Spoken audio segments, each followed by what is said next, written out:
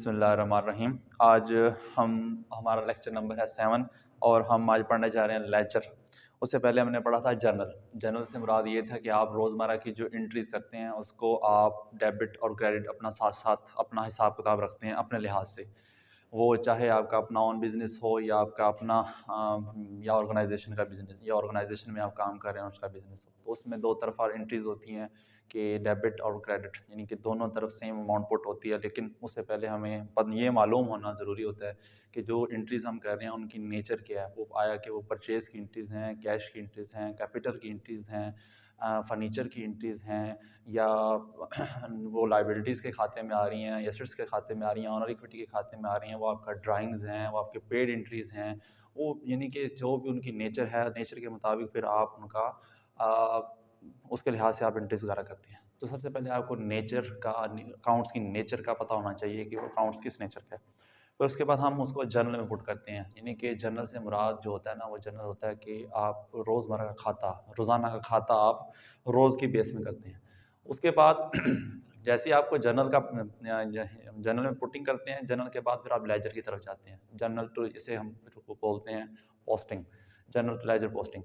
और फिर पोस्टिंग के बाद फिर आप उसके बाद आपका जो फाइनल राउंड होता है वो होता है ट्रायल बैलेंस, जो कि किंग ऑफ अकाउंट्स होता है, जिसमें आप सारे पूरे बैलेंस को एक ट्रायल यानी कि डेबिट और क्रेडिट के तौर पे आपके पास आखिर में टोटल आ जाता है। उसके बाद फिर आपका बैलेंस शीट और फिर उसके बाद आपकी इनकम स्टेटमेंट और प्रॉफिट एंड लॉस स्टेटमेंट, ये चीज़ें आप बना के फिर उसके बाद एक आप मैनेजमेंट की एक डिसीजन मेकिंग में पहुंच जाते हैं। आया कि आपकी कंपनी को इन्वेस्ट करना चाहिए, री इन्वेस्ट करना चाहिए, या प्रॉफिट को इन्हांस करके, या लॉस हुआ है वो फिर आपको पता चलता है। आज हमारा लेक्चर नंबर है 7, जिसमें हम पढ़ेंगे लेजर।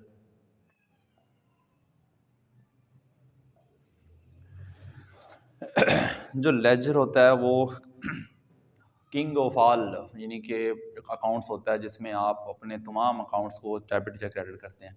हम इसको एक एक क्योंकि इस क्वेश्चन की मदद से करेंगे और क्वेश्चन काफ़ी लेंथी होगा, तो इसे हम एक क्वेश्चन लेते हैं ताकि हमें इसके मज़ीद इसकी क्लैरिफिकेशन हो सके।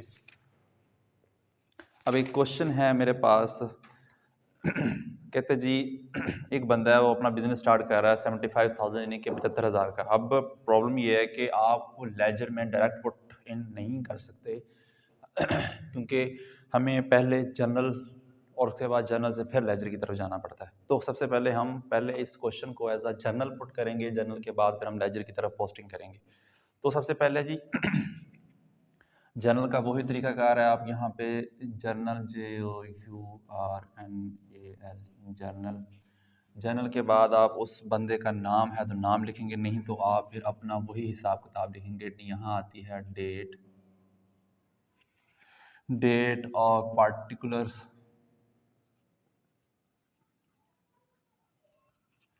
Debit and credit, DR and CR। चाहें तो आप लाइन लगा दें, अदरवाइज चलता है। सबसे पहले start business with cash rupees 75,000। एक बंदे ने अपना कैश से 75,000 से बिजनेस स्टार्ट किया है।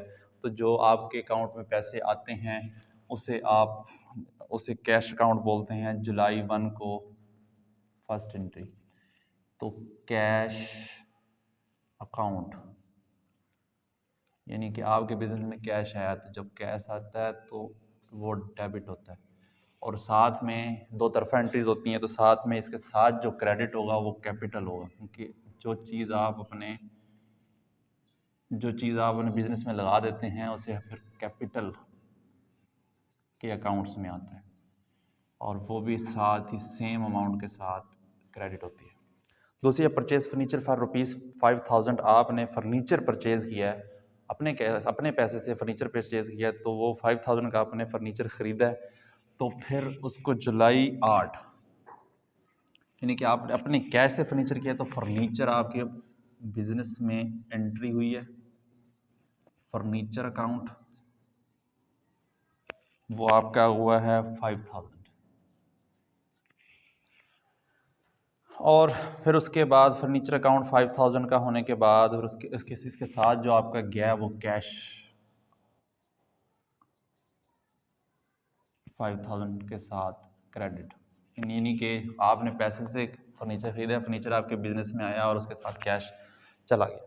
उसके बाद 8 तारीख को हमारी एंट्री 8 की हो गई, 5 तारीख की एंट्री थी। अब हमारी एंट्री है 8 को वो कहता है कि जी आपने purchase goods for cash of ₹50,000, आपने 50,000 रुपये की चीज़ें खरीदी हैं। जो चीज़ आपने परचेज किया उसका अकाउंट बनता है परचेज अकाउंट 50,000 का।